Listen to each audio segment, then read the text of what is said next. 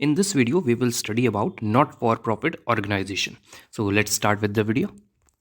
Here I am seeing that इस image में हमको दिख रहा है कि कुछ लोग जो हैं वो लोगों को ईटेबल्स फूड जो है दे रहे हैं, बांट रहे हैं। ठीक है, इस इमेज में हमको दिख रहा है कि एनिमल्स जो हैं, जो जानवर हैं, उनको ट्रीटमेंट दिया जा रहा है, मेडिकल ट्रीटमेंट दिया जा रहा है। अच्छा, तो ऐसा कौन लोग करते हैं? ये फ्री में हो रहा है, ऐसा किसी से पैसे तो लिए नहीं जा रहे हैं। तो ये वो लोग करते हैं जो नॉन प्रॉफिट ऑर्गेनाइजेशन चलाते हैं, जो नॉट फॉर प्रॉफिट ऑर्गेनाइजेशन चलाते हैं, जिसको हम कहते हैं एनजीओ। तो हम किसके बारे में पढ़ेंगे यहाँ पर? Accounting for not for profit organisation. तो उसको स्टार्ट करने के पहले हम इसका कुछ फीचर्स और मीनिंग देख लेते हैं, थ्योरी पार्ट। फिर हम इसकी अकाउंटिंग करेंगे, जो हम नेक्स्ट एक वीडियो बनाएंगे जिसमें पूरी अकाउंटिंग देखेंगे इसकी नॉट फॉर प्रॉफिट ऑर्गेनाइजेशन की। तो चलिए स्टार्ट करते हैं with the introduction. A not-for-profit organization is also known as non-profit organization is an organization set up to render services to the society not with the aim of earning profit। देखिए यहाँ पे क्या बोला गया है कि जो नॉट फॉर प्रॉफिट ऑर्गेनाइजेशन होती हैं उसको बनाया जाता है किस पर्पस से, किस मेन मोटिव क्या होता है इसको बनाने का, कि सर्विसेज देना सोसाइटी को। कौन सी सर्विसेज? टू हेल्प देम, जो जिनको जिनको कोई नीड है, जो नहीं अब फुलफिल कर पा रहे हैं अपनी जो बेसिक नीड्स हैं, उनको फुलफिल करने के लिए ये लोग सर्विस प्रोवाइड करते हैं सोसाइटी में।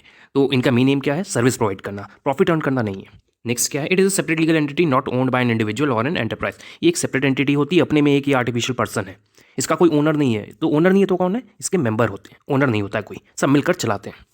नेक्स्ट, तो the main source of income of such organisation is membership, donation and grants etcetera. तो इनकी सोर्स ऑफ इनकम कहाँ है, कहाँ से पैसा आ रहा है ये सब करने के लिए? जो हमने अभी इमेज दिखाई थी उसमें था कि लोगों को बांटा जा रहा है, फूड्स बांटा जा रहा है, एनिमल्स का ट्रीटमेंट किया जा रहा है। तो ये सब करने के लिए पैसा चाहिए ना, ये कहाँ से आ रहा है? डोनेशन से आता है। जो मेंबर बनते हैं वो पैसा लगाते हैं, जो ग्रांट्स गवर्नमेंट से मिल जाता है, इन सब से इनका इनकम का सोर्स जनरेट होता है। As the main aim of these organisation is not to earn profit, they do not prepare trading and profit and loss account. अभी हमने स्टार्टिंग में बोलिए कि इसका मेन एम क्या है? प्रॉफिट अर्न करना नहीं है, मेन एम क्या है? सर्विस प्रोवाइड करना है। तो ये प्रॉफिट एंड लॉस अकाउंट थोड़ी ना बनाएंगे, इनकम ट्रेडिंग अकाउंट थोड़ी ना बनाएंगे। तो क्या बनाएंगे वो हम आगे देखते हैं। But they still have to maintain proper accounts, this is also a legal requirement and they would also like to know whether their current income are sufficient to meet their current expenses. लेकिन तभी वो जानना चाहते हैं ना कि मेरे जितने भी एक्सपेंसेस हो रहे हैं वो इनकम से कम है कि ज़्यादा है, वो जानना चाह रहे हैं ना। तो ये सब जानने के लिए वो कौन से अकाउंट्स बनाते हैं वो हम इस चैप्टर में कवर करेंगे। पहले हम थ्योरी देखेंगे, फिर उसकी अकाउंटिंग भी देखेंगे। तो इनको भी अकाउंट्स बनाना पड़ता है। नॉट फॉर प्रॉफिट ऑर्गेनाइजेशन को ये नहीं कि एग्जेम्प्ट कर दिया गया कि आपको कोई अकाउंट नहीं बनाना है, फ्री हैं आप, इनको भी अकाउंट बनाना होता है क्योंकि कुछ लीगल रिक्वायरमेंट्स भी होती हैं जो इनको फुलफिल करनी पड़ती हैं, इसलिए ये अकाउंट्स प्रिपेयर करते हैं। प्लस डोनेशन का जो पैसा है वो कहाँ यूज़ हुआ दिखाना है ना गवर्नमेंट को। गवर्नमेंट ने पैसा दिया 50 करोड़ रुपीज़, आप अपनी एनजीओ को आगे अच्छा करिए और हेल्प करिए, तो 50 करोड़ किस तरह यूज़ किया आपने, गवर्नमेंट देखना चाहेगी, तो आपको भी अकाउंट्स बनाना है। तो एनजीओ भी अकाउंट्स प्रिपेयर करती है। Not for profit organisation also prepares accounts. तो स्टार्ट करते हैं, कंटिन्यू करते हैं। For this purpose they prepare income and expenditure account which is similar to profit and loss account of a profit seeking entity. तो दो तरह की organisation हो गई है, एक प्रॉफिट वाली, एक नॉन प्रॉफिट जो हम पढ़ रहे हैं। तो नॉन प्रॉफिट कौन सा? प्रॉफिट ऑर्गेनाइजेशन क्या बनाती थी? Trading account, profit and loss account. तो यहाँ पे ये लोग क्या बना रहे हैं? प्रॉफिट एंड लॉस अकाउंट ना बना के क्या बनाएंगे ये लोग? Income and expenditure account. तो हमें एक अकाउंट के बारे में पता चल गया, इनकम एंड एक्सपेंडिचर अकाउंट बनता है इसमें। आगे देखते हैं। A balance sheet is also prepare in order to show the financial position of the organisation on the last date of the accounting year. ये लोग बैलेंस शीट भी प्रिपेयर करते हैं। ठीक है, तो बैलेंस शीट प्रिपेयर होती है, एक अकाउंटिंग में पता चला इसमें क्या क्या प्रिपेयर होता है, income expenditure account, balance sheet. तो चलिए आगे देखते हैं क्या है फीचर्स। अब देखते हैं features of not for profit organisation. कौन कौन से अकाउंट बनते हैं वो भी हम आगे डिटेल में कवर करते हैं। क्या फीचर्स हैं? देखिए यहाँ फीचर्स में दिया हुआ है, such organisation are set up to provide services to specific group of the people at large such as education, healthcare, sports. The main aim of these organization is to provide services either free of cost or at nominal rates not to earn profit। देखिए इनका main feature क्या है? पहला, services देना। कैसी services? Education से related, health से related, sports से रिलेटेड, ये सर्विसेज ये प्रोवाइड करते हैं। इस सर्विसेज को प्रोवाइड करने के लिए फ्री ऑफ कॉस्ट देते हैं, कुछ पैसा नहीं ले रहे। अगर ले भी रहे होंगे तो बहुत कम रेट होगा, बहुत मिनिमम रेट होगा। तो इनका ये फीचर है कि ये सर्विसेज प्रोवाइड करते हैं। Next is entity. Not for profit organisation are separate entity promoted individual और एन एंटरप्राइज। ये एक सेपरेट एंटिटी होती है, किसी एक इंडिविजुअल के कंट्रोल में नहीं होती। यहाँ मेंबर होते हैं, मेंबर लोग मिलकर डिसाइड करते हैं कौन चलाएगा, वोटिंग होती है इसमें। तो ये एक सेपरेट एंटिटी है। ये दो करेक्टरिस्टिक्स हमने पढ़ ली, services and entity. Third, form. These organisation are set up as charitable societies, trust और क्लब्स एक्सेट्रा। ये किस नाम से सेटअप होता है इनका सेटअप? ये चैरिटेबल सोसाइटीज़ के नाम से सेटअप होता है इनका। ट्रस्ट हो सकती हैं, क्लब्स हो सकते हैं। मैं क्लब पार्टी के बारे में बात नहीं कर रहे हम, पार्टी क्लब जो हो रहे हैं वो सब के बारे में बात नहीं हो रही है यहाँ पर। यहाँ पर क्लब्स मतलब जो सोशल क्लब्स हैं, जैसे रोटरी क्लब है एक बहुत अच्छा एग्जाम्पल है, with the main objective of rendering social, educational, charitable और रिलीजियस सर्विसेज। ये सारी सर्विसेज प्रोवाइड करते हैं इस सोसाइटी में, इस सोशल जो भी चैरिटेबल सोसाइटीज़ हैं इसमें ये सब सर्विसेज प्रोवाइड की जाती हैं। नो प्रॉफिट मोटिव, अभी हम स्टार्टिंग से बोलते आ रहे हैं इनका मोटिव प्रॉफिट अर्न करना नहीं है, तो क्या है, सर्विसेज प्रोवाइड करना, हेल्प करना लोगों की। फंडिंग, अब इनके पास पैसा कहाँ से आएगा? These organisation collect donation and contribution from the member and outsider to meet the cost of the project undertaken and also to meet the operating cost. अब इनको ऑर्गेनाइजेशन चलानी है, नॉट फॉर प्रॉफिट ऑर्गेनाइजेशन अपनी, तो पैसा चाहिए। पैसा कहाँ से आएगा? डोनेशन से आएगा, जो मेंबर बने वो लोग कंट्रीब्यूट करेंगे, प्लस बाहर से भी आएगा, गवर्नमेंट भी देगी, तो इनका फंडिंग भी एक फीचर है। फॉर्म ऑफ अकाउंट्स, चलिए हम अकाउंट्स के बारे में आ जाते हैं। अभी हमने देखा था 2 अकाउंट्स थे, इनकम एंड एक्सपेंडिचर अकाउंट और एक स्टेटमेंट था, बैलेंस शीट। एक और अकाउंट होता है, तो चलिए यहाँ कवर कर लेते हैं। The annual accounts are prepared by them, reflect the purpose for which they are established, and annual accounts comprises of receipts and payments account, income and expenditure account and balance sheet. तो हमें समझ में आ गया कि इसमें कितने accounts बनते हैं, 3 तरह के अकाउंट्स बनते हैं, receipts and payment account, income and expenditure account and balance sheet. तो ये कुछ फीचर्स थे जो हमने कवर कर लिए, services, entity, form, no profit motive, funding, form of accounts. तो आगे कवर करते हैं डिफरेंस। डिफरेंस किसके बीच में? प्रॉफिट और नॉन प्रॉफिट ऑर्गेनाइजेशन में। तो देख लेते हैं मोटिव क्या होता है प्रॉफिट ऑर्गेनाइजेशन का, to motive is to earn profit, और नॉन प्रॉफिट का क्या है? Motive is to provide services. Funds देखते हैं, फंड्स कहाँ से आते हैं? नॉट फॉर प्रॉफिट ऑर्गेनाइजेशन के डोनेशन, सब्सक्रिप्शन, सरप्लस। सब्सक्रिप्शन और सरप्लस क्या है वो अभी हम आगे कवर करेंगे बेसिक टर्म में। It is represented by the capital contributed by the owner. Profit organisation में कहाँ से पैसा आ रहा है? जो कैपिटल लगाता है ओनर, या फिर जो रिजर्व्स में पैसा है उससे। फाइनेंशियल स्टेटमेंट में क्या बनता है? अभी हमने देखा, research and payment account non profit organisation में, income and expenditure and balance sheet. इसमें क्या बनता है? प्रॉफिट ऑर्गेनाइजेशन में trading account, profit and loss account and balance sheet. Not for profit organisation में प्रॉफिट एंड लॉस नहीं होता है, क्या होता है? सरप्लस होता है या डेफिशिट होता है। तो देखिए यहाँ क्या लिखा है, the balance of the income and expenditure account is either surplus or deficit. और प्रॉफिट ऑर्गेनाइजेशन में क्या होता है? नेट प्रॉफिट या net loss, simple. Distribution of profit, profit organisation में जो प्रॉफिट होगा वो ओनर लेके चला जाएगा, डिस्ट्रीब्यूट कर लेगा अपने में, लेकिन नॉन प्रॉफिट ऑर्गेनाइजेशन में डिस्ट्रीब्यूट नहीं होगा, वो कैपिटल फंड में जुड़ता जाएगा। जो भी स्टार्ट किया जाएगा नॉन प्रॉफिट ऑर्गेनाइजेशन, तो कैपिटल नहीं वर्ड यूज़ करेंगे, कैपिटल फंड यूज़ करेंगे, उसी में ऐड होता जाएगा अगर कुछ प्रॉफिट होता है तो। So these are the difference between profit and not for profit organisation. Next करते हैं accounting procedure of not for profit organisation. तो प्रॉफिट ऑर्गेनाइजेशन जो है वो अपने अकाउंट किस तरह प्रिपेयर करती है, कौन कौन से अकाउंट प्रिपेयर करती है, वो अब मेरा मेन टॉपिक है जो इस चैप्टर पढ़ाने का, उस पर आते हैं। The final accounts of not for profit organisation comprises of 3 हमने बताया था आपको, receipts and payment account, income and expenditure account and balance sheet. तो ये 3 जो हैं वो फाइनेंशियल स्टेटमेंट में आते हैं नॉट फॉर प्रॉफिट ऑर्गेनाइजेशन के, receipts and payment account, income and expenditure account and balance sheet.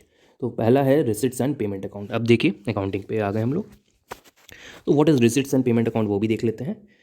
It is a classified summary of cash book classifying receipts and payment under appropriate heads of account along with cash and bank balances in the beginning and at the end of the accounting period। ये क्या है? एक summary है। Receipts and payment account क्या है? एक summary है। किसकी समरी है? कैश बुक की तरह ही एक समरी है। कैश आ रहा है तो रिकॉर्ड हो रहा है, कैश जा रहा है तो रिकॉर्ड हो रहा है, इररिस्पेक्टिव ऑफ द ईयर। किसी भी साल का कैश आ रहा हो सकता है, इस ईयर का कैश आया, करंट ईयर का रिकॉर्ड कर लीजिए, प्रीवियस ईयर का कैश अभी आ गया रिकॉर्ड कर लीजिए, एडवांस में आ गया अभी रिकॉर्ड कर लीजिए तुरंत।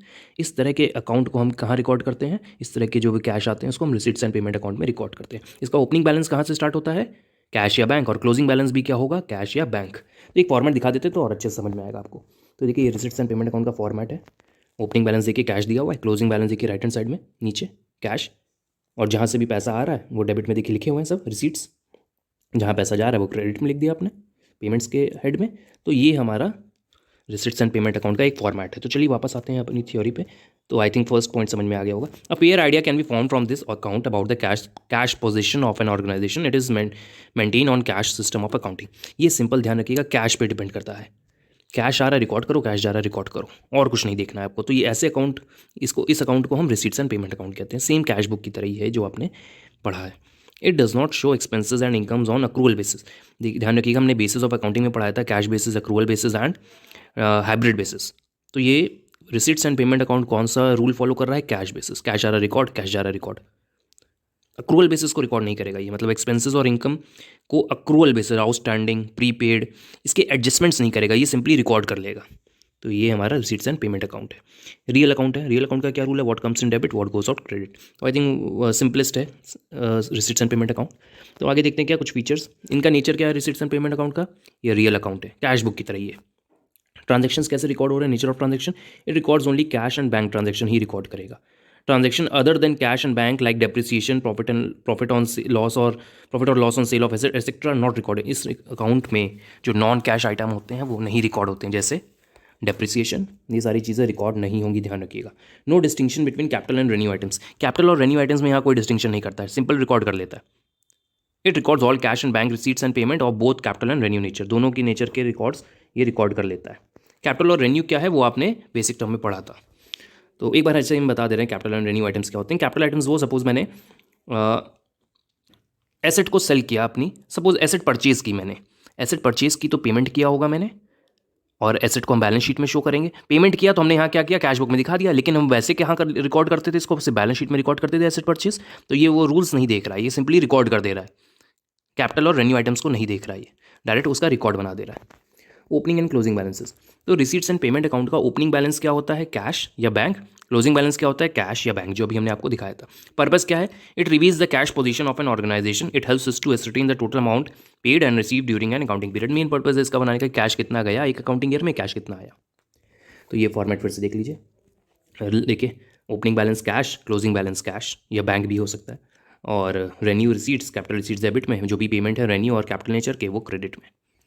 I think receipts and payment account आपको समझ में आ गया होगा। देखिए एक क्वेश्चन किया हुआ है यहाँ पर, डेबिट, देखिए कैश बुक कैसे बनती थी वो यहाँ दिया हुआ है, तो कैश बुक की तरह ही है ये, देखिए same receipts and payment account debit और क्रेडिट। देखिए ओपनिंग बैलेंस कैश बुक का भी रहता है हमारा कैश से, क्लोजिंग देखिए सिंपल है एकदम, दोनों का फॉर्मेट मैच कर रहा है। आते हैं रिसीट्स एंड पेमेंट अकाउंट और कैश बुक में क्या डिफरेंस है। रिसीट्स एंड पेमेंट अकाउंट और कैश बुक, पहला है items are not entered date wise, ध्यान रखिएगा रिसीट्स एंड पेमेंट अकाउंट में डेट वाइज नहीं रिकॉर्ड करते हैं, जैसे आ रहा है रिकॉर्ड करते जाइए सिंपल। कैश बुक में लेकिन डेट वाइज रिकॉर्ड होता है, क्रोनोलॉजिकल ऑर्डर में रिकॉर्ड होता है। प्रिपेयर्ड बाय नॉन ट्रेडिंग, ये कौन बनाता है receipts and payment account, non profit organisations बनाती हैं, नॉन ट्रेडिंग ऑर्गेनाइजेशन, ये ट्रेडिंग ऑर्गेनाइजेशन बनाती है cash book. One item can be written one time, यहाँ पे सिर्फ एक आइटम को एक बार लिखा जाता है, लेकिन वहाँ पर कैश बुक में बहुत बार लिखा जा सकता है, जैसे कैश आप बार बार लिखते हैं वहाँ पर कैश बुक में, तो दिखा देते हैं। देखिए बाय बैंक, डेबिट में देखिए बैंक व फिर आ गया, तो लेकिन वहाँ पे ऐसा नहीं होता है, इसमें एक चीज़ एक ही बार लिखी जाएगी, तो ये कुछ डिफरेंस है। तो चलिए आते हैं नेक्स्ट, हमारा जो अकाउंट है इनकम एंड एक्सपेंडिचर अकाउंट। तो income and expenditure account nominal account है, इसको पहले से समझ ली। Nominal account, all the expenses and losses are debited, income and gains are credited.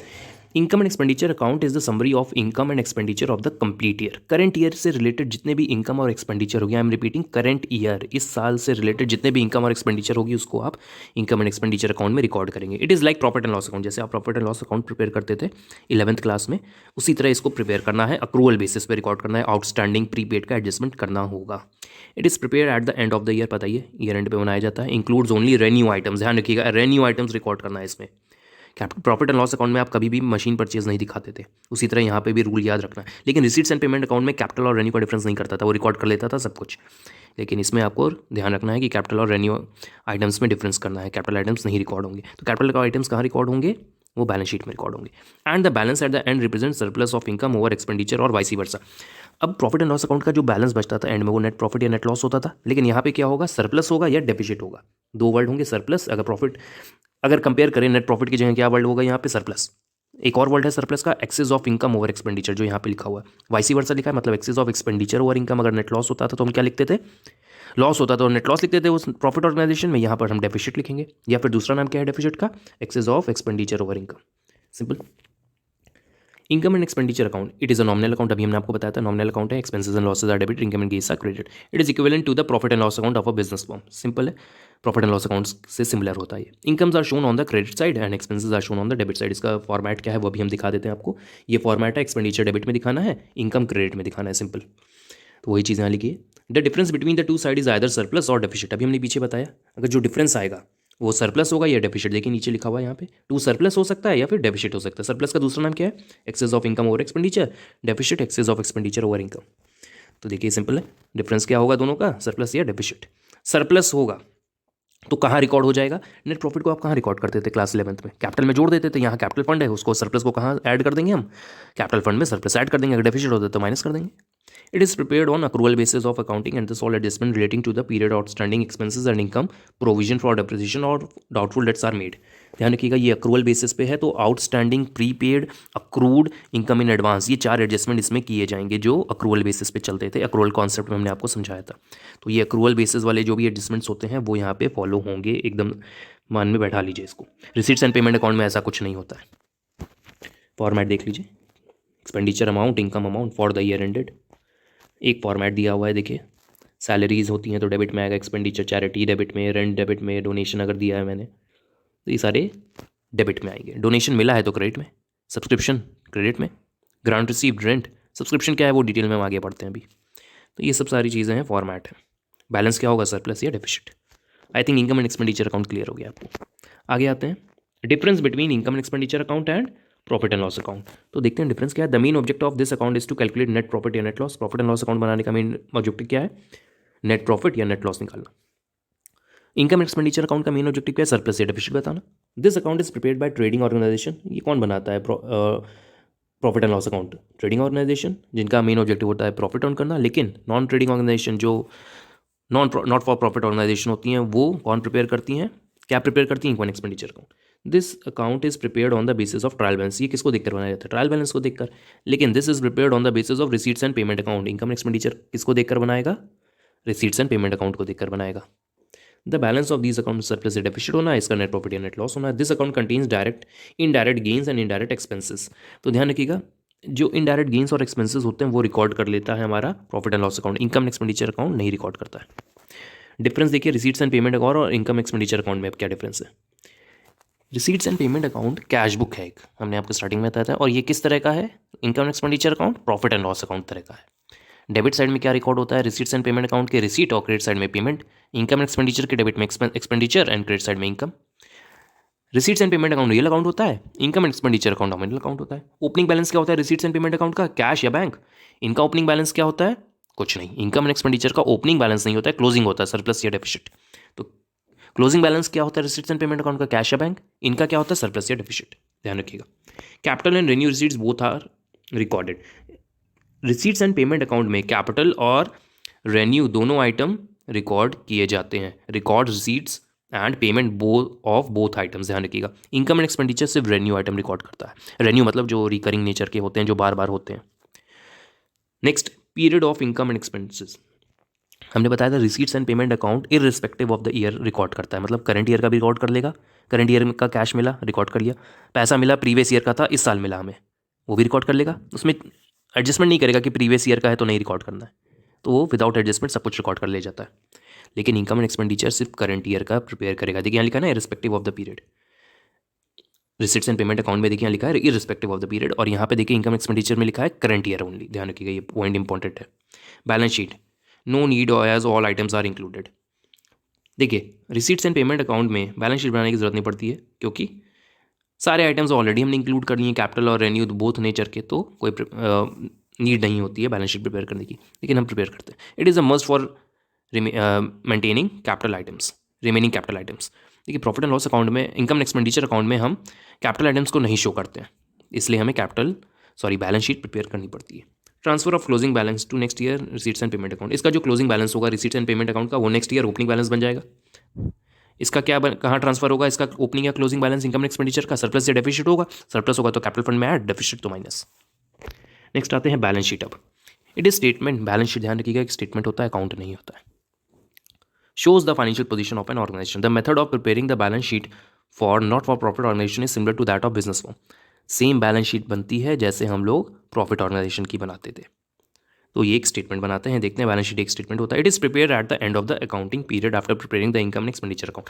तो नॉट फॉर प्रॉफिट ऑर्गेनाइजेशन में सबसे पहले रिसीट्स एंड पेमेंट अकाउंट रहता है, फिर इनकम एंड एक्सपेंडिचर, फिर बैलेंस शीट। तो लास्ट में बैलेंस शीट बनती है, ये ध्यान रखना है हमें। It is prepare at the end of accounting period. Income and expenditure account बनाने के बाद इसको बनाया जाएगा। द बैलेंस शीट शोज, क्या दिखाएगा बैलेंस शीट, एसेट्स, लायबिलिटीज और कैपिटल फंड, नॉट कैपिटल। यहाँ कैपिटल फंड नहीं यूज़ करेंगे, कैपिटल फंड यूज़ करेंगे। तो एक देखिए फॉर्मेट यहाँ बना हुआ है बैलेंस शीट का, नॉट फॉर प्रॉफिट ऑर्गेनाइजेशन का। देखिए कैपिटल लिखा है यहाँ ऊपर। अब हम यहाँ स्टार्ट करेंगे अपना अकाउंटिंग पार्ट। अकाउंटिंग में फंड बेस्ड अकाउंटिंग करेंगे, नॉट फॉर प्रॉफिट ऑर्गेनाइजेशन की। तो स्टार्ट करते हैं, फंड बेस्ड अकाउंटिंग क्या होती है। It is a system used by non profit organisation और government agencies to manage their money. ये कौन यूज करता है sorry, fund based accounting not for profit organisation जो होती है, जिसको एनजीओ के नाम से भी जाना जाता है, या फिर गवर्नमेंट एजेंसीज होती हैं जो सोशल वर्क कर रही हैं, वो लोग क्या करती हैं, फंड बेस्ड अकाउंटिंग करती हैं। क्यों करती हैं वो आगे हम देखते हैं।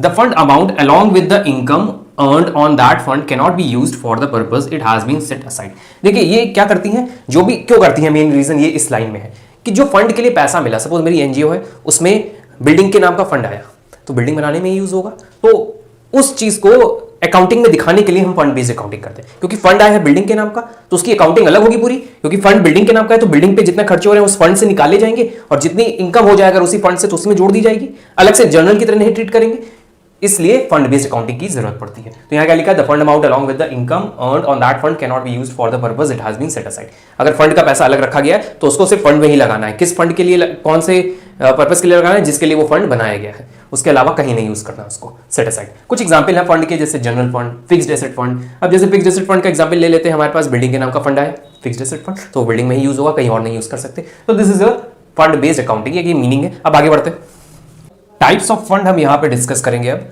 दो तरह के फंड होते हैं, एक तो होता है specific fund and second is the general fund. Specific fund वो फंड है जो एक स्पेसिफिक पर्पस के लिए दिए जा रहे हैं, जो पैसा हमें मिला वो सिर्फ एक स्पेसिफिक पर्पस को कंप्लीट करने के लिए दिया गया, अगर वो पैसा, तो वो कौन सा फंड होगा, स्पेसिफिक फंड। वो फंड जिस चीज के लिए आया, सपोज बिल्डिंग बनाने के लिए फंड मिला, वो पैसा कहां से खर्चा होना है, बिल्डिंग बनाने में, तो वो स्पेसिफिक फंड हो गया। किस नाम से जाना जाएगा, बिल्डिंग फंड। स्पोर्ट्स के स्पोर्ट्स के नाम से फंड आया तो वो पैसा कहां से खर्चा होगा, स्पोर्ट्स पे ही खर्चा होगा। तो नेक्स्ट स्टेप पर टूर्नामेंट फंड, टूर्नामेंट कराने के लिए कुछ फंड के लिए पैसा आया तो वो फंड सिर्फ टूर्नामेंट पे ही खर्चा किया जाएगा, तो वो कौन से फंड है, ये सारी कैटेगरी आपकी स्पेसिफिक फंड में आती है। जनरल फंड, कोई भी चीज में आप खर्चा कर दीजिए उस फंड के पैसे को, तो वो जनरल फंड में कैटेगराइज किया जाएगा। तो ओवरऑल फंड बेस्ड अकाउंटिंग में दो तरह के फंड है, specific fund and general fund. इन दोनों का अकाउंटिंग ट्रीटमेंट भी डिफरेंट होता है, वो कैसे होता है वो हम एक एक करके देखते हैं। तो सबसे पहले हम स्पेसिफिक फंड का अकाउंटिंग ट्रीटमेंट देखते हैं, फिर हम जनरल फंड का अकाउंटिंग ट्रीटमेंट देखते हैं। तो चलिए स्टार्ट करते हैं, स्पेसिफिक फंड का अकाउंटिंग ट्रीटमेंट कैसे होगा।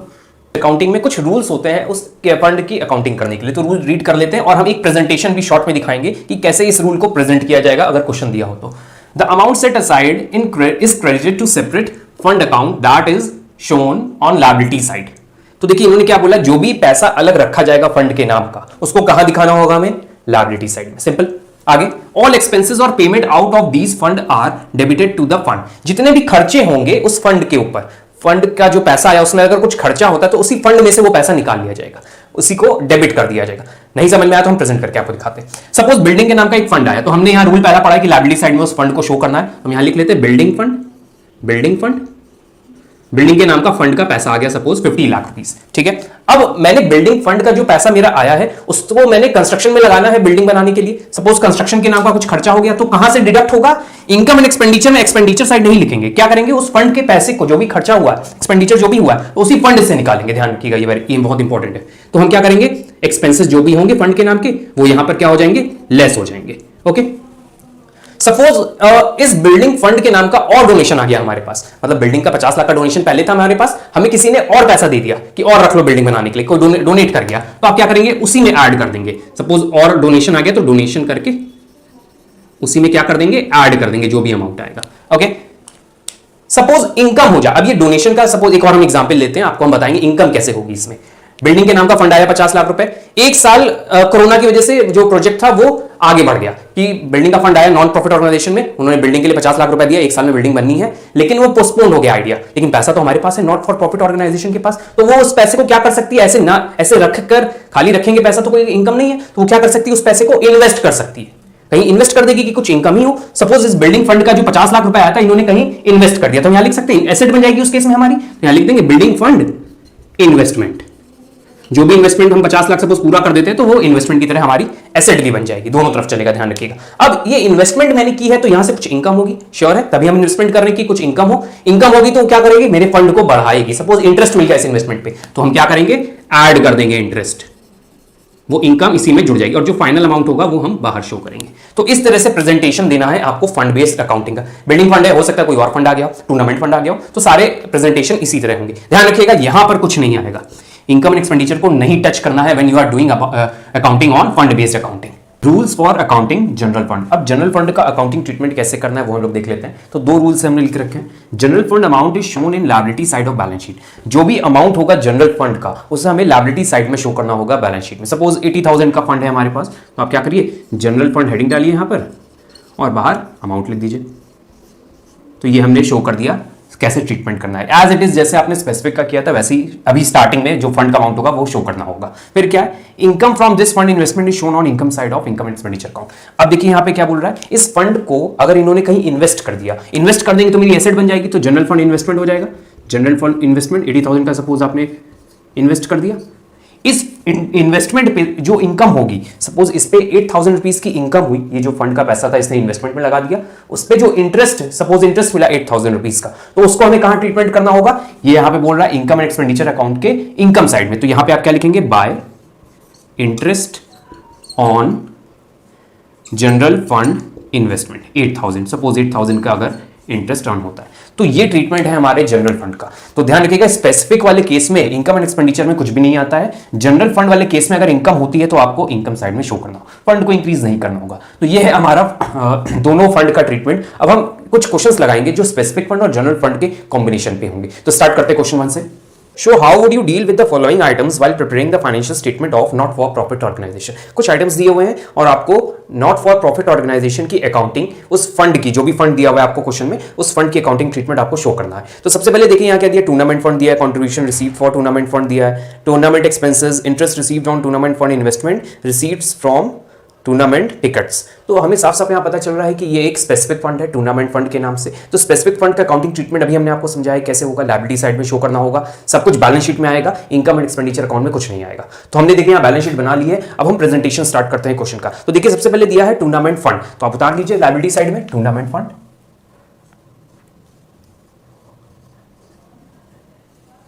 टूर्नामेंट फंड का जो भी अमाउंट है, देखिए क्वेश्चन में दिया हुआ 2 लाख अमाउंट है, तो आप यहां पे 2 लाख अमाउंट नोट कर लीजिए। फिर उसके बाद दिया हुआ है कंट्रीब्यूशन रिसीव्ड फॉर टूर्नामेंट, हमारे पास और पैसे आए टूर्नामेंट फंड के नाम के, तो इसमें ऐड कर दीजिए कंट्रीब्यूशन।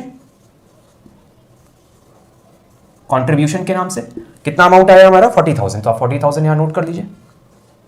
तो हम यहां एक बार लाइन खींच लेते हैं, तो टोटल 2,40,000 हो गया हमारा फंड का। नेक्स्ट आगे यहां देखिए दिया हुआ है टूर्नामेंट एक्सपेंसेस, सॉरी कुछ एक्सपेंसेस हुए टूर्नामेंट के, तो उसी फंड से वो पैसा जाएगा, तो लेस कर दीजिए एक्सपेंसेस। एक्सपेंसेस जितने भी हुए टूर्नामेंट फंड के, एक्सपेंसेस हुए हमारे 80,000 रुपीज के, तो आप 80,000 लेस कर दीजिए ब्रैकेट में, तो हमारा अमाउंट बचेगा 2,40,000 माइनस 80, 1,60,000। उसके आगे हमारा देखिए दिया हुआ है क्वेश्चन में interest received on tournament fund investment. हमने इन्वेस्टमेंट कर रखी है, टूर्नामेंट फंड इन्वेस्टमेंट पे हमें इंटरेस्ट मिला, इंटरेस्ट मिला तो मेरे फंड को बढ़ाएगा, वो इनकम हो रही है, तो ऐड कर दीजिए इंटरेस्ट। इंटरेस्ट आया है हमारा 12,000, तो आप यहां 12,000 आगे फर्दर ऐड कर दीजिए 1,72,000। और लास्ट में दिया हुआ है received from tournament ticket, tournament के फंड से जो भी इनकम होगी सब उसी में ऐड होता जाएगा, तो आप यहां ऐड वो भी कर दीजिए, ऐड टिकट्स सेल करके जो भी अमाउंट आया, टिकट्स रिसीट्स लिख दे रहे हैं हम यहां पर, कितना आया 20,000। और फाइनल अमाउंट आप कैलकुलेट कर लीजिए और बाहर दिखा दीजिए 1,92,000। तो ये था हमारा फर्स्ट क्वेश्चन जो स्पेसिफिक फंड पे था। अब देखिए इस क्वेश्चन में आपको टूर्नामेंट फंड इन्वेस्टमेंट का अमाउंट नहीं दिया हुआ है, तो आप एसेट साइड में भी कुछ मत उतारिएगा, क्योंकि फंड इन्वेस्ट कितना किया मैंने वो नहीं दिया, तो सिंपल आप इस तरह ये प्रेजेंटेशन देंगे। तो ये था question number 1। Second question start करते हैं। तो देखिए दिया हुआ है how the following items for the year ended 31 March 2018 will be presented in the financial statement of Esco club. और हमें कुछ आइटम्स दिए हुए हैं, टूर्नामेंट फंड दिया है, इन्वेस्टमेंट है फंड इन्वेस्टमेंट, इनकम है फ्रॉम फंड इन्वेस्टमेंट से, और टूर्नामेंट एक्सपेंसेस है। तो सबसे पहले बैलेंस शीट प्रिपेयर करनी है, हमें साफ साफ पता है कि ये स्पेसिफिक फंड का क्वेश्चन है। तो बैलेंस शीट प्रिपेयर करने के लिए हमें लिखना होगा balance sheet for the year ended, और ईयर एंडेड यहां दिया है 31 मार्च 2018, तो आप यहां पे लिख लीजिए 31 मार्च 2018, 31 मार्च 2018। और हमें सबसे पहले दिया है टूर्नामेंट फंड, टूर्नामेंट फंड हमारी लायबिलिटी होती है, तो आप यहां लायबिलिटी साइड में लिख दीजिए टूर्नामेंट फंड। हम शॉर्ट में लिख रहे हैं, आप लोग पूरा लिखिएगा। टूर्नामेंट फंड का अमाउंट है हमारा 1,50,000, तो हम यहां पे 1,50,000 नोट कर लेते हैं। फिर देखिए आगे क्वेश्चन में दिया हुआ है टूर्नामेंट फंड इन्वेस्टमेंट, उसी फंड को मैंने इन्वेस्ट कर दिया, एसेट है मेरी, तो यहां पर भी लिख दीजिए tournament fund investment, fund investment. Next है income from tournament fund investment, इस इन्वेस्टमेंट से मेरी इनकम हुई है, इनकम हुई तो फंड को बढ़ाएगा, ऐड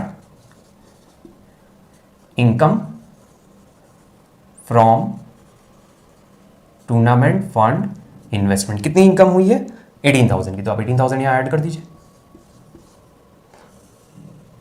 1,68,000 टोटल आ जाएगा। नेक्स्ट देखिए लास्ट में दिया हुआ है टूर्नामेंट एक्सपेंसेस, कुछ खर्चे हुए टूर्नामेंट के, तो टूर्नामेंट एक्सपेंसेस 12,000, तो इसी में लेस हो जाएंगे, लेस टूर्नामेंट एक्सपेंसेस, अमाउंट है 12,000। तो लेस कर देते हैं ब्रैकेट में, तो इसको लेस करेंगे तो आएगा हमारा 1,56,000। तो फाइनल अमाउंट आया 1,56,000।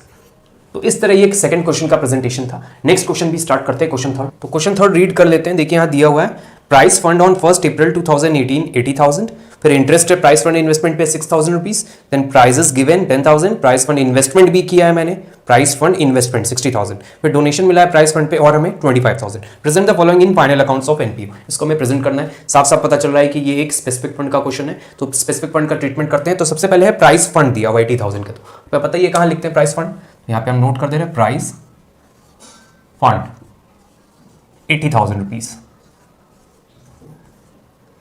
नेक्स्ट है आपका interest on price fund investment. मैंने कुछ यही पैसा कहीं इन्वेस्ट कर रखा होगा जिसपे हमें इंटरेस्ट मिला, इंटरेस्ट मिलेगा तो मेरा फंड इंक्रीज होगा, तो वो ऐड कर दे रहे हैं इंटरेस्ट। हम सिर्फ यहां इंटरेस्ट लिख रहे हैं, आप पूरा लिखेगा। इंटरेस्ट कितना मिला 6,000 रुपीज, वो ऐड हो जाएगा 6,000, तो टोटल हमारा अमाउंट हो गया 86,000। नेक्स्ट देखिए दिया हुआ है prices given.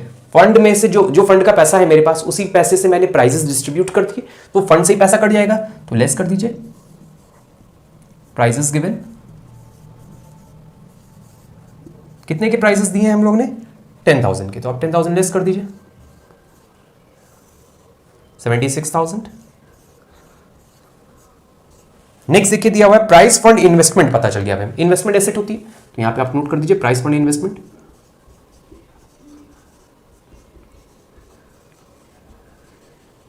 Price fund investment मैंने 60,000 कर रखा है, तो आप यहां 60,000 नोट करिएगा। अब देखिए यहां पर फंड का अमाउंट 80,000 था, हमने 60,000 इन्वेस्ट कर दिया, जिसपे इंटरेस्ट आया 6,000, दिख रहा है 10% इंटरेस्ट, उससे हमें कोई ध्यान नहीं देना 10% कितना है। डोनेशन फॉर प्राइस फंड, और हमें और डोनेशन मिल गया प्राइस फंड के लिए, ऐड कर दीजिए, फंड और बढ़ जाएगा हमारा। डोनेशन रिसीव्ड, तो डोनेशन का अमाउंट आया है 25,000, आप 25,000 ऐड कर दीजिए। फाइनल अमाउंट आप बाहर उतार सकते हैं 789 1,01,000।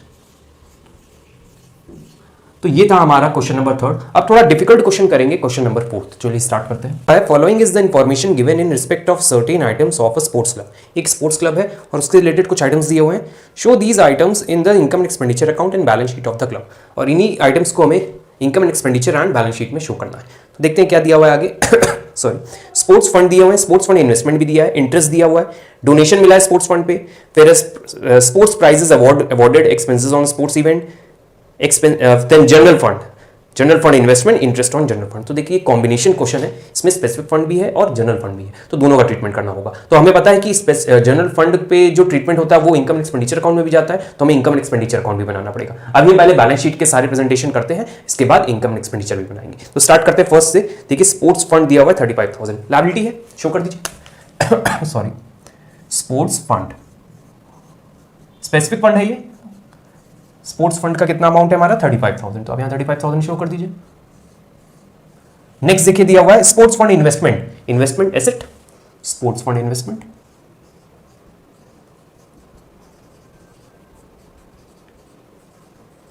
स्पोर्ट्स फंड इन्वेस्टमेंट भी 35,000 की, मतलब उतना ही पूरा पैसा मैंने इन्वेस्ट कर दिया कहीं पे।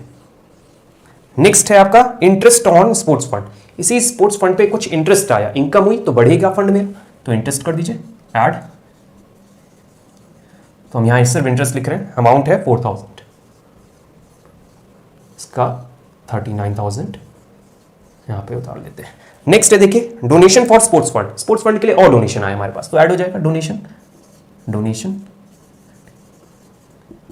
ये भी हमारा ऐड है and this is also add. Donation का अमाउंट है 15,000, तो आप यहां 15,000 नोट कर दीजिए। फाइनल ट्रीटमेंट देख लेते हैं, 54,000। नेक्स्ट है स्पोर्ट्स प्राइजेस अवॉर्डेड। इसी फंड में से कुछ स्पोर्ट्स प्राइजेस मैंने बांटे, तो लेस कर देंगे इसी में से, प्राइजेस अवॉर्डेड। प्राइजेस अवॉर्डेड कितने के हैं 10,000, तो आप 10,000 लेस कर दीजिए 44,000। नेक्स्ट है एक्सपेंसेस ऑन स्पोर्ट्स इवेंट। इसी फंड में से मैं एक्सपेंसेस होंगे, उसी फंड को डाउन करना पड़ेगा, लेस करना पड़ेगा एक्सपेंसेस। जिस चीज के लिए पैसा आया उसी पे एक्सपेंस करते हैं, तो उसी फंड में से लेस हो जाता है। तो स्पोर्ट्स फंड के लिए कितना अमाउंट है, एक्सपेंसेस के लिए 4000, तो आप यहाँ 4000 लेस कर दीजिए, ब्रैकेट 40,000 फाइनल। नेक्स्ट देखिए यहाँ दिया हुआ है जनरल फंड। अब हमारा आ गया एक दूसरा फंड जनरल नेचर का, तो अब जनरल फंड अलग से शो करिएगा। पहले इसका फाइनल अमाउंट हम बाहर उतार देते हैं, इसका टोटल कंप्लीट हो गया। अब आता है जनरल फंड, तो आप यहाँ जनरल फंड उतारिए, जनरल फंड। जनरल फंड है हमारे 80,000 का, तो आप यहाँ 80,000 अलग से शो कर दीजिए, इसका ट्रीटमेंट अलग होता है। और यहाँ नेक्स्ट है जनरल फंड इन्वेस्टमेंट, इन्वेस्टमेंट भी है, तो आप यहाँ जनरल फंड इन्वेस्टमेंट के नाम से दिखा दीजिए, जनरल फंड इन्वेस्टमेंट। कितने का इन्वेस्टमेंट किया, 80,000, पूरा अमाउंट इन्वेस्ट कर दिया। अब हमारा लास्ट पॉइंट बचता है जो है interest on general fund investment. उसको हमें जो जनरल फंड पे इंटरेस्ट हुआ है वो इनकम एंड एक्सपेंडिचर के इनकम में साइड में जाएगा, तो अब हम वो भी बना लेते हैं। चलिए, इनकम एंड एक्सपेंडिचर अकाउंट मैंने बना लिया है। तो क्वेश्चन में दिया था लास्ट में interest on general fund investment 8,000 rupees, तो जनरल फंड नेचर का है और उस पर अगर इनकम होती है इंटरेस्ट के फॉर्म में तो वो इनकम एंड एक्सपेंडिचर अकाउंट में जाती है। रूल्स में हमने आपको पढ़ाया था, तो वो वहीं पे लिख लेते हैं, बाय इंटरेस्ट, इनकम साइड में आएगा interest on general fund investment. 8,000 का अमाउंट है, तो आप यहां पर 8,000 सिंपली शो कर देंगे। तो ये तो क्वेश्चन फिर दिया हुआ है, the following is the receipts and payment account of the Rajasthan society for the year ending 31 March 2020। Rajasthan society है और उसका income receipts and payment account दिया हुआ है, और नीचे एडजस्टमेंट्स दिए हुए हैं। हमारे टोटल एडजस्टमेंट है 7 एडजस्टमेंट्स दिए, और हमें बोल रहा है लास्ट में देखिए बनाने बोल रहा है, you are required to prepare income and expenditure account for the year ended 31 March 2020 and balance sheet as that date. हमें बैलेंस शीट बनानी है, opening closing balance sheet and receipts and payment को देखकर इनकम एंड एक्सपेंडिचर अकाउंट बनाना है for the year ended 31 March 2020। हमने देखिए यहाँ लिख रखा है Rajasthan society income expenditure for the year ended 31 March 2020। अब हम क्वेश्चन स्टार्ट करते हैं। उसके पहले देखिए इतने सारे एडजस्टमेंट्स हैं, तो ये थोड़ा लेंथी क्वेश्चन होगा, तो हम स्टार्ट करते हैं। एडजस्टमेंट हम पहले देख लेते हैं किससे किससे रिलेटेड है। सब्सक्रिप्शन से रिलेटेड एडजस्टमेंट है, डोनेशन से रिलेटेड है, थर्ड बाई डोनेशन और एंट्रेंस फी दिया है, इंश्योरेंस प्रीमियम दिया है, फिर है आपका इन्वेस्टमेंट पे इंटरेस्ट पे एडजस्टमेंट है, मेडिसिन के बिल पे एडजस्टमेंट है, Gujarat society club society hall से रिलेटेड एडजस्टमेंट है। तो टोटल 7 एडजस्टमेंट है, जिसको हम क्वेश्चन सॉल्व करते समय करते रहेंगे साथ साथ। तो स्टार्ट करते हैं। रिसीट्स एंड पेमेंट अकाउंट में देखिए सबसे पहले हमें एक्सपेंडिचर साइड में दिया हुआ है ऑनोरेरियम टू क्लर्क। क्लर्क को मैंने ऑनोरेरियम दिया। Now what is this honorarium? Honorarium मतलब कोई गेस्ट आता है हमारे यहाँ, उसको ऑनर करते हैं। जैसे मेरा क्लब है, नॉट फॉर प्रॉफिट ऑर्गेनाइजेशन का क्लब है, उसको उसने किसी गेस्ट को बुलाया तो उसको पैसा ना देकर ऑनर करते हैं, गिफ्ट्स देते हैं, तो ये है ऑनोरेरियम। क्लर्क को ऑनोरेरियम दिया गया यहाँ पर। तो ऑनोरेरियम क्या है, मेरा एक्सपेंस है, तो ऑनोरेरियम कहाँ है, expenditure account. To honorarium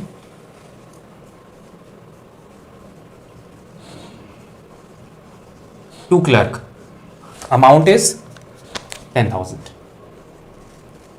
next दिया हुआ है cost of car, car asset है, नहीं आएगा यहां पर। कार एक्सपेंसेस, अगर लिखा होता एक्सपेंसेस ऑन कार परचेज तो वो यहां पर नहीं रिकॉर्ड होता। क्यों? क्योंकि वो कैपिटल एक्सपेंडिचर, ये लिखा है सिर्फ कार एक्सपेंसेस, रेगुलर होते रहते हैं कार एक्सपेंसेस, तो यहां पर रिकॉर्ड होगा because it is of revenue nature. तो कार एक्सपेंसेस, कार एक्सपेंसेस का अमाउंट है 4200। Next is building, building capital nature है। चैरिटीज, टू चैरिटीज, चैरिटीज से रिलेटेड कोई एडजस्टमेंट नहीं है, टू चैरिटीज।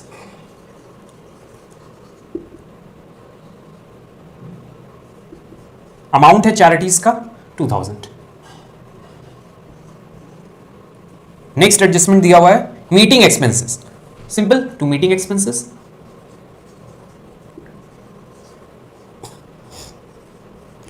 अमाउंट है मीटिंग एक्सपेंसेस का 5400। Next is electricity, to electricity.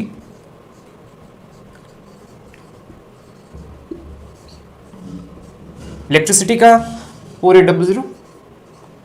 Next दिया है टू मेडिसिन, मेडिसिन से रिलेटेड एडजस्टमेंट है, तो देखिए एडजस्टमेंट नंबर है हमारा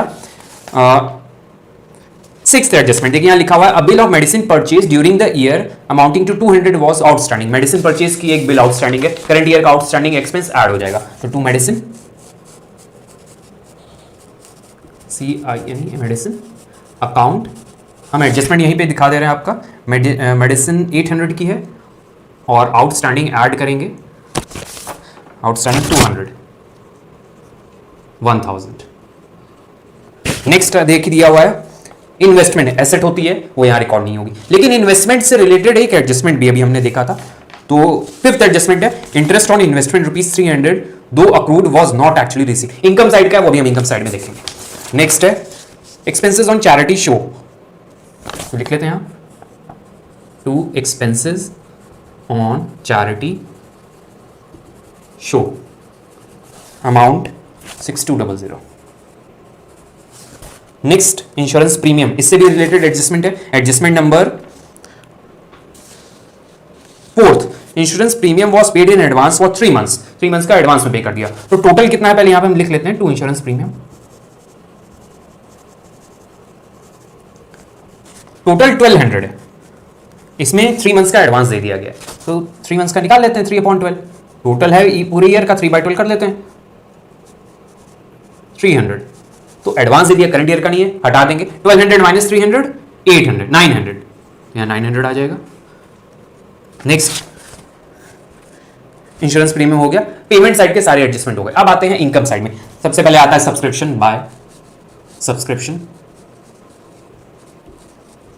अब सब्सक्रिप्शन से रिलेटेड यहां मेंबर वाला क्वेश्चन दिया है, तो मेंबर देखिए फर्स्ट एडजस्टमेंट बहुत इजी क्वेश्चन है, मेंबर का क्वेश्चन आता है तो घबराइएगा नहीं, बहुत इजी क्वेश्चन होता है। तो देखिए करंट ईयर का सब्सक्रिप्शन 70,000 है, ऊपर देखिए रिसीट्स एंड पेमेंट अकाउंट में दिया हुआ है, नीचे एडजस्टमेंट है, फर्स्ट और सेकंड एडजस्टमेंट सब्सक्रिप्शन से रिलेटेड है। 600 मेंबर है, मंथली 10 रुपीज दे रहे हैं, तो ओवरऑल हमें सब्सक्रिप्शन निकाल लेते हैं, पहले यहीं पे सॉल्व कर लेते हैं। टोटल 600 मेंबर्स हैं, 10 रुपीज पर मंथ दे रहे हैं, तो 12 मंथ का निकाल लेते हैं, इसको सॉल्व करेंगे तो आएगा 72,000, मतलब हमें पता चल गया टोटल करंट ईयर का सब्सक्रिप्शन 72,000 है। तो बाहर अमाउंट हमें पता चल गया 72,000, लेकिन मिला कितना है 70,000, क्वेश्चन में देखिए दिया हुआ है, रिसीट्स एंड पेमेंट अकाउंट में 70,000 दिया हुआ है। सेकंड एडजस्टमेंट अब रीड करिए, आगे दिया हुआ है फर्स्ट एडजस्टमेंट में भी 1800 being arrear for 1819 at the beginning of the year, तो प्रीवियस ईयर का उससे कोई मतलब नहीं। मेंबर का जब क्वेश्चन होता है तो बहुत इजी तरीके से होता है, सिर्फ मेंबर का टोटल अमाउंट निकाला जाता है और लिख दिया जाता है, जो एडजस्टमेंट होते हैं वो यहां कर दिए जाते हैं related to current year only. तो यहां देखिए आगे दिया हुआ है donation second adjustment of 2500 wrongly included in subscription, मतलब 2500 इसमें डोनेशन का अमाउंट जुड़ गया गलती से, तो हटा दीजिए, लेस कर दीजिए, गलती हो गई डोनेशन वाली, डोनेशन का अमाउंट हमने उसमें उतार दिया तो आपको हटाना पड़ेगा। तो टोटल सब्सक्रिप्शन अभी कितना मिला है हमें, इसको माइनस कर लेते हैं 67500, लेकिन हमें दिखाना कितना है बाहर 72,000, तो हमारा करंट ईयर का ऐड हो जाएगा, आउटस्टैंडिंग जो नहीं पता था हमें बैलेंस के थ्रू पता चल जाएगा, आउटस्टैंडिंग। तो करंट ईयर का आउटस्टैंडिंग 72,000 माइनस 67500 कर लेते हैं, 72,000 माइनस 67500 4500, तो करंट ईयर का आउटस्टैंडिंग है 4500। तो ये तो हो गया हमारा सब्सक्रिप्शन से रिलेटेड एडजस्टमेंट। तो अब इसको हम इरेज कर लेते हैं, ये तो वर्किंग नोट की तरह था। नेक्स्ट देखिए क्या दिया हुआ है, डोनेशन, डोनेशन का एडजस्टमेंट था। थर्ड एडजस्टमेंट देखिए क्या दिया हुआ है, entire donation of 2/3 entire donation and 2/3 of entrance fees are to be capitalised, तो डोनेशन कैपिटल की तरह ट्रीट करना है बोला है, तो हमें डोनेशन यहां नहीं रिकॉर्ड करना होगा। Next is entrance fees, entrance fees का देखिए सेकंड एडजस्टमेंट है 2/3 of entrance fees are to be capitalised, तो एंट्रेंस फीस लिख लेते हैं बाय एंट्रेंस फीस 2/3 कैपिटलाइज करनी है, तो हम यहां निकाल लेते हैं, टोटल एंट्रेंस फीस है हमारी 15,000, तो 2/3 हम निकाल लेते हैं, कितना होगा 10,000, तो बचा हुआ 5,000 क्या है रेन्यू नेचर का, जो यहां पर आएगा 5,000। ये सब वर्किंग नोट आप यहां दिखा सकते हैं, हम बस यहां सॉल्व करके आपको बता दे रहे हैं, आप लोग पूरा शो कर सकते हैं। Next is endowment fund receipt, endowment fund balance sheet में जाएगा, ये फंड है स्पेसिफिक फंड है। Next life membership specific fund है, लाइफ मेंबरशिप का कोई एडजस्टमेंट नहीं है, कोई एडजस्टमेंट नहीं है, हो गया। Next is rent of hall, expenses bye rent of hall, कितना दिया मैंने रेंट हॉल का 8700। नेक्स्ट देखिए दिया है ग्रांट फ्रॉम लोकल अथॉरिटी से हमें रिसीट हुआ, ग्रांट फ्रॉम लोकल अथॉरिटी, तो यहां लिख लेते हैं बाय ग्रांट अकाउंट कितना अमाउंट रिसीव हुआ है 4,000। नेक्स्ट देखिए दिया हुआ है प्रोसीड्स ऑफ चैरिटी शो से पैसा आ रहा है, by proceeds from charity show, तो चैरिटी शो से कितना आया, ये एक्सपेंस था ध्यान रखिएगा, ये वाला यहां से पैसा आ रहा है चैरिटी शो से 16,800। नेक्स्ट देखिए दिया है सनरीज, बाय सनरीज कोई एडजस्टमेंट नहीं है 1200। नेक्स्ट है आपका इंटरेस्ट ऑन इन्वेस्टमेंट, इसका एडजस्टमेंट था हमने आपको भी बताया था, एडजस्टमेंट नंबर देखिए दिया हुआ है 5th 300 दो accrued was not actually received, accrued interest है 300 का है, तो 300 का करंट ईयर का इनकम जो है अर्न हो गई, रिसीव नहीं है, अक्रूड है, तो ऐड हो जाएगी करंट ईयर का है। तो इंटरेस्ट रेट 2700 पहले से बाय इंटरेस्ट अकाउंट 2700 पहले से और करंट ईयर का आउटस्टैंडिंग 300 हम ऐड कर देते हैं, टोटल 3000। तो ये तो हो गया इंटरेस्ट। अब देख लेते हैं सारे एडजस्टमेंट हो गए कि नहीं हमारे। फर्स्ट सब्सक्रिप्शन का हो गया हमारा पूरा, 1800 नहीं हुआ जो बैलेंस शीट में जाएगा। फिर डोनेशन का हो गया पूरा, एंटायर डोनेशन का हो गया, और एंट्रेंस फीस का भी हमने कर दिया, entrance fees. Insurance premium paid in advance, तो इंश्योरेंस प्रीमियम का हमने यहाँ ये कर दिया है। नेक्स्ट है इंटरेस्ट ऑन इन्वेस्टमेंट, जो अभी हमने यहाँ किया वो भी हो गया। Bill of medicine purchase during the year, medicine से रेट था ये, देखिए यहाँ 200 का हो गया। अब लास्ट 7th एडजस्टमेंट रह गया, Gujarati cultural association own 2000 for the use of society hall. हमारा सोसाइटी हॉल यूज किया गुजराती कल्चरल एसोसिएशन ने, और 2000 रुपीज अभी तक नहीं दिया। आउटस्टैंडिंग इनकम है, तो यहाँ लिख दीजिए अक्रूड बाय अक्रूड रेंट, एक तरह से रेंट ही होगा, rent from Gujarati cultural association account 2000। तो ये तो हो गए हमारे सारे डेबिट और क्रेडिट के आइटम। अब हम बैलेंस कर लेते हैं, देख ले टोटल करने पे हमें पता चल रहा है कि इधर का बैलेंस ज्यादा आ रहा है और इधर का कम। तो हमें पता है इधर कम आएगा तो सरप्लस होगा, excess of income over expenditure to surplus लिख देते हैं, और टोटल आया 112700, 112700। और इसको टोटल करके मैंने इससे जब माइनस किया तो हमारा आंसर आया 78200, 78200। तो ये तो हो गया हमारा इनकम एंड एक्सपेंडिचर अकाउंट। अब स्टार्ट करते हैं opening balance sheet, capital fund निकालने के लिए, फिर क्लोजिंग बैलेंस शीट बनाएंगे। तो स्टार्ट करते हैं opening balance sheet. Balance sheet का फॉर्मेट मैंने यहाँ बना रखा है, 2019 है, प्रीवियस ईयर एंडिंग 31 मार्च 2019। तो प्रीवियस ईयर का डेटा जितना होगा वो यहाँ पर आ जाएगा। तो देखिए सबसे पहले तो कैश उतारते हैं, तो रिसीट्स एंड पेमेंट साइड के डेबिट साइड में ऊपर में देखिए कैश दिया बैलेंस ड्रॉ डाउन करके, तो हम यहाँ पे नोट कर लेते हैं कैश। कैश का कितना अमाउंट है 3000, और पूरे क्वेश्चन में जो प्रीवियस ईयर का डेटा दिया होगा वो हमें यहाँ नोट करना होगा। तो हमें देखिए पूरे क्वेश्चन अभी हमने सॉल्व किया है, हमें बस फर्स्ट एडजस्टमेंट में जो कॉमा करके सेकंड लाइन में दिया 800 being in arrear for 18-19 at the beginning of the year, इस ईयर के बिगिनिंग में 800 का सब्सक्रिप्शन आउटस्टैंडिंग चल रहा है, तो सिर्फ वो रिकॉर्ड कर लेंगे, जो एसेट हो जाएगी। इनकम आउटस्टैंडिंग एसेट होती है, सब्सक्रिप्शन आउटस्टैंडिंग 800 टोटल हो जाएगा, हमारा कैपिटल फंड निकल आएगा। Capital fund is 3800। तो ये तो आ गया हमारा capital fund opening balance sheet से, यहां दोनों टोटल उतार लेंगे। अब स्टार्ट करते हैं 2020 करंट ईयर की बैलेंस शीट। मैंने यहां फॉर्मेट बना लिया है और मैंने कैश उतार लिया है और कैपिटल फंड में सरप्लस ऐड करके पहले से लिख लिया है। ये आपको पता है, बहुत सारे क्वेश्चन अभी तक जितने कराए हमने समय किया है, तो बार बार वो हम रिपीट नहीं कर रहे, तो ये हमने यहां नोट कर लिया है। अब आगे स्टार्ट करते हैं करंट ईयर की बैलेंस शीट में। तो सब ऐसा करते हैं, लाइन से सारे एडजस्टमेंट हम अप्लाई करते जाते हैं। तो सबसे पहला एडजस्टमेंट हमारा क्वेश्चन में सब्सक्रिप्शन का था, और ऊपर देखिए रिसीट्स एंड पेमेंट अकाउंट में एरियर दिया हुआ है सब्सक्रिप्शन का। प्रीवियस ईयर का एरियर है 600, ठीक है, जो अभी हमें मिल चुका है। और करंट ईयर में प्रीवियस ईयर का एरियर जो 800 था, देखिए नीचे दिया हुआ 800 एरियर है प्रीवियस ईयर का, जिसमें से 600 ऊपर रिसीट्स एंड पेमेंट अकाउंट में मिल गया। प्रीवियस ईयर का 600 मिल गया, मतलब 200 अभी भी एरियर चल रहा है, जो पिछले साल का था 800 था, जिसमें 600 आज इस साल मिल गया, 200 एरियर हो गया। तो सब्सक्रिप्शन आउटस्टैंडिंग, सब्सक्रिप्शन आउटस्टैंडिंग ये कब का है 2019 का, ध्यान रखिएगा कैसे आया, 800 दिखा रहा था एडजस्टमेंट में, 600 मिल गया करंट ईयर में आके, 200 आउटस्टैंडिंग। तो 200 यहां हम शो कर दे रहे हैं। करंट ईयर का भी आउटस्टैंडिंग नोट कर लेते हैं, सब्सक्रिप्शन आउटस्टैंडिंग 2020। करंट ईयर का भी हमने इनकम एंड एक्सपेंडिचर अकाउंट में निकाला है, 4500 आया है, तो वो भी हम यहां नोट कर दे रहे हैं 4500। साथ ही साथ रिसीट्स एंड पेमेंट अकाउंट में देखिए दिया हुआ है एडवांस 500, तो एडवांस है तो लायबिलिटी है, इनकम एडवांस मिलती है तो लायबिलिटी होती है, तो subscription in advance. Next year का है ये 21 का एडवांस। क्वेश्चन में कितने का है सब्सक्रिप्शन इन एडवांस 500। पहला एडजस्टमेंट हमारा पूरी तरह कंप्लीट हो गया। अब सेकंड एडजस्टमेंट है donation. 2500 was wrongly included in subscription of the current year, मतलब डोनेशन का अमाउंट था वो हम सब्सक्रिप्शन में जोड़ दिए हैं, अब उसको वापस लाएंगे डोनेशन में। तो डोनेशन कितने का है पहले ये भी देख लेते हैं हम। डोनेशन मुझे मिला है क्वेश्चन में 17,500, तो डोनेशन यहां लिख लेते हैं पहले, कैपिटल नेचर का है 17,500। क्यों कैपिटल नेचर का है? क्योंकि एडजस्टमेंट में हमें बोला है डोनेशन को, थर्ड एडजस्टमेंट देखिए, डोनेशन को कैपिटल की तरह ट्रीट करना है, तो हमने कैपिटल में नोट किया। प्लस 2500 क्यों करेंगे? क्योंकि मैंने ये पैसा इसमें जोड़ना था, सब्सक्रिप्शन में जोड़ दिया, जो उसको अब हम सही कर रहे हैं, तो यहां ऐड करके लिख दे रहे हैं रॉन्गली पोस्टेड जो था वो हमने यहां पे ऐड बैक कर दिया 20,000। तो ये डोनेशन का एडजस्टमेंट हो गया। सेकंड एडजस्टमेंट हमारा पूरी तरह कंप्लीट होता है। थर्ड आते हैं, थर्ड का फर्स्ट एंटायर डोनेशन कैपिटलाइज करना है, वो भी complete. Entrance fees 2/3 are to be capitalise. Entrance fees कितनी है क्वेश्चन में देखिए दी हुई है, एंट्रेंस फीस है हमारी 1200 रुपीज, 15,000 रुपीज। याद करिए अभी हमने 10,000 निकाला था 3/4 करके, तो वो कैपिटलाइज होगी। एंट्रेंस फीस यहां लिख दे रहे हैं। 10,000। 5,000 कहाँ नोट किया मैंने 15,000 में? इनकम एंड एक्सपेंडिचर अकाउंट में। नेक्स्ट एडजस्टमेंट देखते हैं। Insurance premium was paid in advance for 3 months. Advance में 3 मंथ्स का इंश्योरेंस प्रीमियम एक्सपेंस एडवांस में पे कर दे तो एसेट बन जाते हैं। Insurance premium advance, in advance लिखेंगे, हमने लिख दिया है। तो प्रीमियम एडवांस कितना का आएगा? अभी हमने निकाला है रिसीट्स एंड पेमेंट अकाउंट में, तो वहां से आप देख सकते हैं रिसीट्स एंड पेमेंट अकाउंट में 300 का एडवांस था। अब 300 यहां नोट कर दीजिए। नेक्स्ट एडजस्टमेंट देखते हैं क्या है। फिफ्थ एडजस्टमेंट है हमारा इंटरेस्ट ऑन इन्वेस्टमेंट। तो सबसे पहले हम इन्वेस्टमेंट उतार लेते हैं यहाँ पर। इन्वेस्टमेंट क्वेश्चन में हमने परचेज की है, तो इन्वेस्टमेंट कितने की परचेज की है? रिसीट्स एंड पेमेंट साइड में, पेमेंट साइड में देखिए दिया हुआ है इन्वेस्टमेंट 20,000, तो 20,000 यहाँ लिख देते हैं। प्लस क्या हो जाएगा इसमें?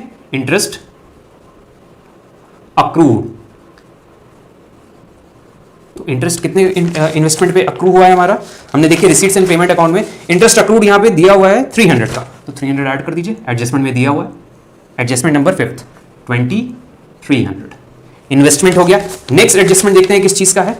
बिल आउटस्टैंडिंग बिल है, लायबिलिटी है, मेडिसिन के लिए बिल था, बिल आउटस्टैंडिंग फॉर मेडिसिन। कितने का बिल है? 200 का, ये यहां पे नोट हो जाएगा। गुजराती कल्चरल एसोसिएशन से पैसा लेना है, एसेट है, तो accrued rent from Gujarati cultural association 2000, ये अक्रूड रेंट भी हमने यहां नोट कर लिया। अब आगे देख लेते हैं रिसीट्स एंड, सारे एडजस्टमेंट हमने कर लिए। अब आते हैं रिसीट्स एंड पेमेंट अकाउंट में कौन कौन से कैपिटल नेचर के आइटम है। तो कार था हमारा, कार एसेट होती है, तो कार नोट कर लेते हैं। कार कितने की थी? कार का अमाउंट है 80,000, तो 80,000 की आपने कार परचेज की थी, तो यहां पर नोट कर लेते हैं। एसेट होता है कैपिटल नेचर का, रिसीट्स एंड पेमेंट साइड के पेमेंट साइड में दिया हुआ है। कार हो गया। नेक्स्ट है हमारा बिल्डिंग, तो बिल्डिंग भी नोट कर दीजिए। रिसीट्स एंड पेमेंट साइड के पेमेंट साइड में देखिए सब दिया हुआ है, बिल्डिंग कैपिटल नेचर का। बिल्डिंग का अमाउंट था हमारा 25,000, कुछ ज्यादा ही महंगी कार आ गई इनकी। नेक्स्ट है हमारा एंडोमेंट फंड, तो एंडोमेंट फंड लायबिलिटी होती है। एंडोमेंट फंड का अमाउंट दिया हुआ है 14,000, रिसीट्स एंड पेमेंट अकाउंट के इनकम साइड में दिया हुआ है। नेक्स्ट है आपका life membership fees, entrance fees हो चुकी है, तो लाइफ मेंबरशिप फीस का अमाउंट है 6,000, यहाँ पे हम 6,000 नोट कर देते हैं। तो ये तो हो गए सारे कैपिटल नेचर के आइटम जो हमको रिकॉर्ड करने थे बैलेंस शीट में। अब बैलेंस कर लेते हैं, टोटल कर लेते हैं, देखते हैं सही आ रहा है कि नहीं क्वेश्चन। मैंने कैपिटल फंड का एडजस्टमेंट पहले ही कर दिया था, तो टोटल कर लेते हैं। तो हमारा इसका टोटल आएगा 82,000 प्लस 500 प्लस 30,000 प्लस 20,200 हमारा 132,700। तो इधर भी उतना ही आना चाहिए। 400 200 600 plus 4,500 plus 300 plus 2,300 plus 82,000 and 25,000, 82,000 plus 25,000, 132,700। तो ये तो हो गई हमारी बैलेंस शीट। तो ये तो पूरा क्वेश्चन सॉल्व हो गया है। अब बताइएगा कैसा लगा मेरा ये पूरा नॉट फॉर प्रॉफिट